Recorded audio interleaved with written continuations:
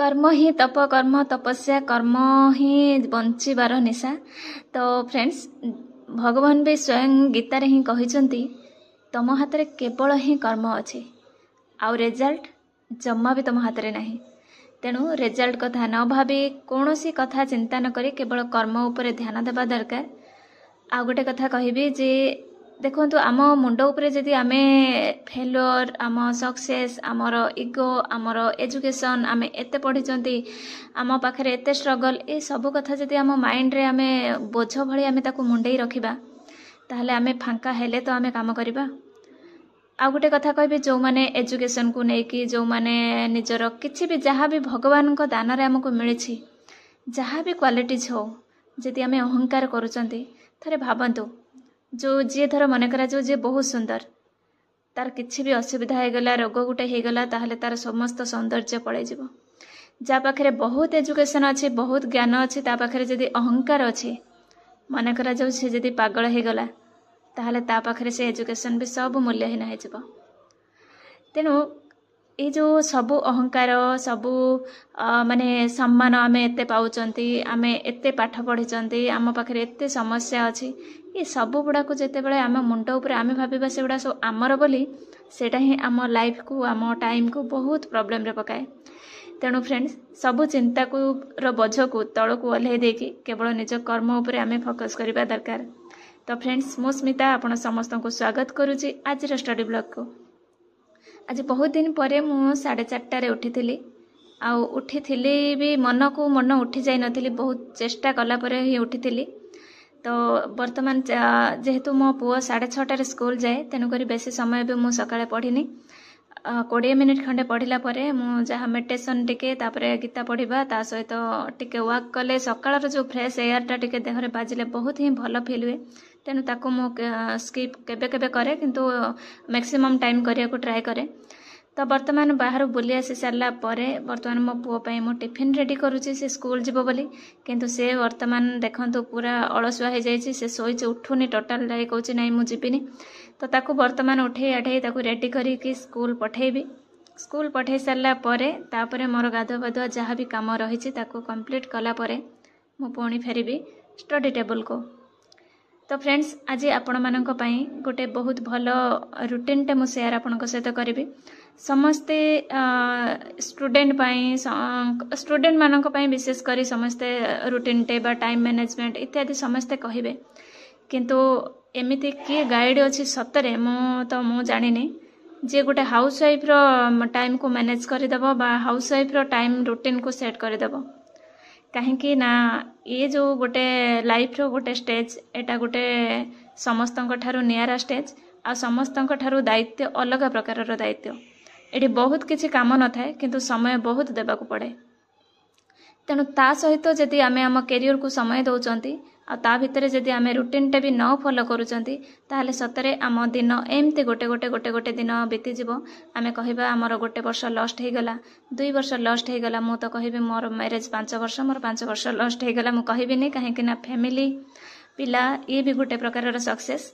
तेणु सब को आमको अनुभव अनुभूति करने को पड़ो ता सहित आमको आगक जावाक पड़ो। तो वर्तमान है 8:30 तो मु वर्तमान सब कम सरला परे गाधुआ ठाकुर पूजा सब सरला परे मु आसिली स्टडी टेबल को पुणी आउ टिफिन ब्रेकफास्ट कर सारा परे मु वर्तमान मोर काली राति मु शेड्यूल बने देथिली आज कौन पढ़ी तेणुक आउ मते बनैबार नहीं कौन पढ़ी डायरेक्ट मु बही काढ़ी मोर जहाँ भी आज टार्गेट अच्छे ताको कंप्लीट करी। तो फ्रेंड्स मुझे कही रखुची जो मैंने वर्किंग अच्छा कौन सेक्टर रे काम करुँच सहित निजर जॉब पाई प्रिपेरेसन करुँच किंबा जो मैंने हाउस वाइफ अच्छा घर समस्त दायित्व सहित निज कैरियर को समय दौरान बा किसी लाइफ रे करबा पाई चेष्टा करुँच बा एमती भी बहुत झील अच्छा जो मैंने मैरिज न करिकी भी सुधा तांका माने बापा बों पाखे जितेबाला रोचते से भी बहुत काम तांका थाए आ परिवार कंप्लीटली दायित्व भी थाए एमती बहुत पिला अच्छा समस्त लाइफ सामान नुह। तेणु समस्त गोटे ओवरऑल टाइम मैनेजमेंट बा रूटीन मु निजे प्रस्तुत करिछि ଯେତେ ପର୍ଯ୍ୟନ୍ତ ଟାଳିବାପଣ ରହିବ ସେତେ ପର୍ଯ୍ୟନ୍ତ ହଁ ଠିକ୍ ଅଛି ମୁଁ ଆଜି ଏତିକି ପଢ଼ିଦିଏ ଆଉ କାଲିକି। ତ ଏମିତି ଯେତେବେଳେ ଆମେ ସ୍କିପ୍ କରିବା ତାହେଲେ ଦିନକୁ ଦିନ ସ୍କିପ୍ ହେଇଯିବ। ତେଣୁ ଗୋଟେ ରୁଟିନ୍ ନିହାତି ରହିବା ଦରକାର। ହଁ ଠିକ୍ ହେଇଥାଇପାରେ ଯଦି ଆମେ 6 ଘଣ୍ଟା ଭାବୁଛନ୍ତି ପଢ଼ିବା, 6 ଘଣ୍ଟା ନ ହେଇପାରେ, 5 ଘଣ୍ଟା ହେଇପାରେ, 4 ଘଣ୍ଟା ହେଇପାରେ, କିନ୍ତୁ ଗୋଟେ ରୁଟିନ୍ଟା ଆମ ମାଇଣ୍ଡରେ ରହିବା ଦରକାର। ନାଇଁ ମୋତେ ଆଜି ଗୋଟେ ଯେମିତି ବି ହଉ ମୋତେ 4-5 ଘଣ୍ଟା ସମୟ ଦେବାର ଅଛି। ତେଣୁକରି ମୁଁ ଯେଉଁ ରୁଲ୍ଟା ବନେଇଛି ମୋ ନିଜ ପାଇଁ, ତ ସେଇଟା ଆପଣମାନଙ୍କ ପାଇଁ ଯଦି କାମରେ ଆସେ ତାହେଲେ ଆପଣ ତାକୁ ମଧ୍ୟ ଆପଣଙ୍କ ରୁଟିନ୍ରେ ଆଡ଼୍ କରିପାରିବେ।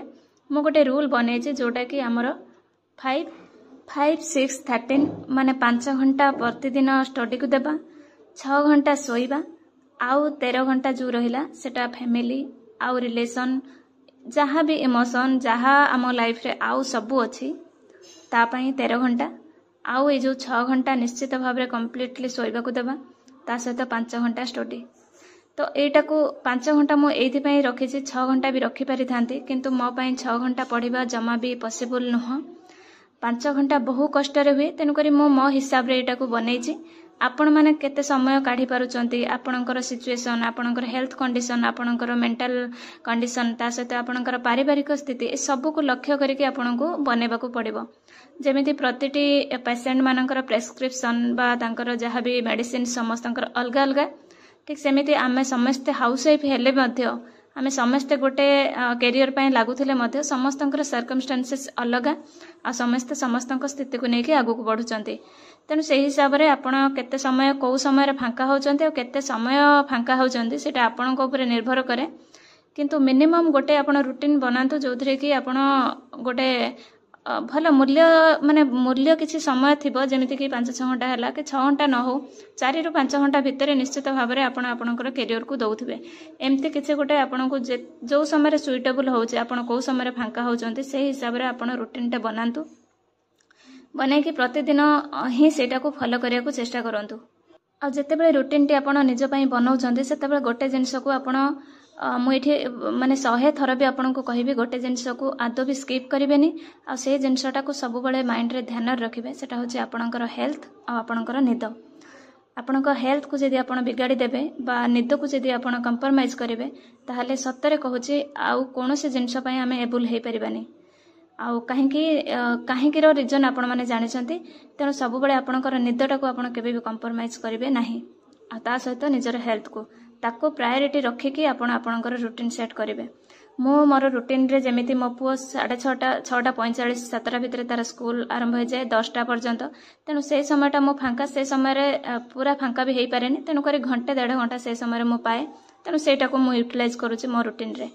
ବା ଯେତେବେଳେ ସେକେଣ୍ଡ ହାଫ୍ରେ ଆପଣମାନେ ଜାଣିଛନ୍ତି ସମସ୍ତେ କାମ ସରିଲା ପରେ 3ଟା ପରେ, ତ 3ଟା ପରେ ମୁଁ 2 ଘଣ୍ଟା ଫାଙ୍କା ହେଇପାରେ, ସେତେବେଳେ 2 ଘଣ୍ଟା ହେଲେ ହଉ ନହେଲେ 1.5 ଘଣ୍ଟା ହେଲେ ହଉ, ଏମିତି କିଛି ଗୋଟେ ରୁଟିନ୍ଟା ମୋର ତା ଭିତରେ ମୁଁ ଆଡ଼୍ କରିଛି। ତେଣୁ ସେଇ ହିସାବରେ ଆପଣ କେଉଁ ସମୟରେ ଫାଙ୍କା ହେଉଛନ୍ତି ସେଇ ହିସାବରେ ଆପଣ ରୁଟିନ୍ଟାକୁ ଆପଣ ସେଟ୍ କରିବେ।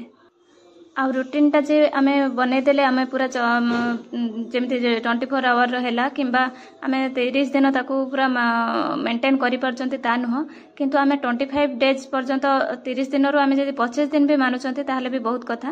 ଆଉ ଗୋଟେ ଜିନିଷ କହିବି ଆପଣଙ୍କୁ ଯେ ଯଦି ରୁଟିନ୍ଟାକୁ ଆପଣ ରେଗୁଲାର କରିବାକୁ ଚାହୁଁଛନ୍ତି ତାହେଲେ କେବଳ ରୁଟିନ୍ ଉପରେ ଫଲୋ କଲେ ହେବନି, ଆପଣଙ୍କୁ ଭଲ ବୁକ୍ସ ପଢ଼ିବାକୁ ପଡ଼ିବ ଯେଉଁଥିରେ କି ଆପଣ ନିଜେ ମୋଟିଭେଟ୍ ରହିପାରିବେ ଆଉ ଆପଣଙ୍କର ସ୍ଥିତି ସହିତ କ'ଣ ଫାଇଟ୍ କରିକି ଆପଣଙ୍କୁ ଆଗକୁ ବଢ଼ିବାର କ୍ଷମତା ଆପଣ ରଖିପାରିବେ।